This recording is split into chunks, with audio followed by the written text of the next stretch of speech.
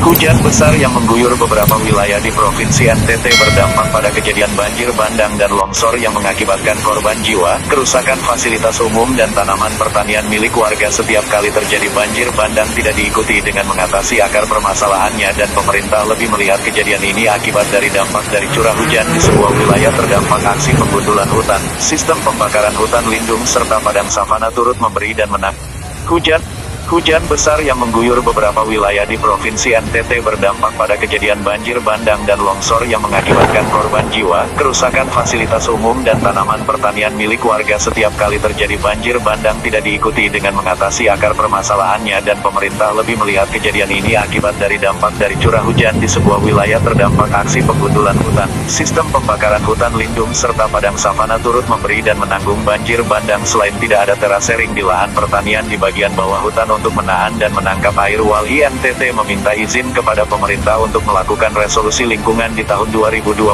dengan melibatkan juga masyarakat agar tidak kerusakan lingkungan yang kian parah dan memantik bencana ekologi hujan deras yang mengguyur beberapa wilayah di Nusa Tenggara Timur, NTT, selama seminggu terakhir menyebabkan kejadian banjir dan longsor yang korban jiwa.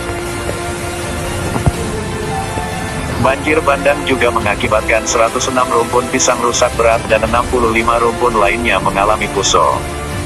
Jika terjadi banjir bandang lagi maka kerusakan akan semakin besar, sehingga kami meminta agar petani lebih waspada, ucapnya. Armstrong juga paparkan, sebanyak 11,82 hektar areal sawah di 3 desa di sentra persawahan di Kecamatan Magepanda rusak tertimbun material banjir berupa tanah dan pasir.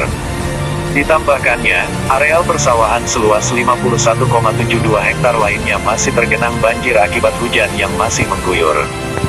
Banjir juga mengakibatkan saluran primer dan bendungan parit di Desa Rororoja jebol. Aksi penggundulan hutan kenapa banjir bandang terjadi di Kabupaten Sika. Sekretaris Forum Peduli Penanggulangan Bencana FPPB Kabupaten Sika, Yuven Wangge, kepada Mongabay Indonesia mengatakan banjir bandang dipicu perilaku masyarakat itu sendiri yang melakukan penebangan pohon pembohong. Yuven mengatakan pihaknya pernah melakukan kejadian lewat udara melalui drone dan ditemukan areal hutan di wilayah Kecamatan Magepanda mengalami kerusakan parah. Pepohonan sudah banyak yang ditebang dan terjadi penggundulan hutan.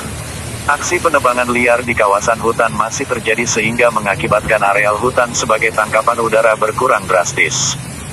Saat terjadi banjir bandang kita hanya menyebabkan akibat curah hujan yang tinggi dan tidak melihat penyebab lainnya.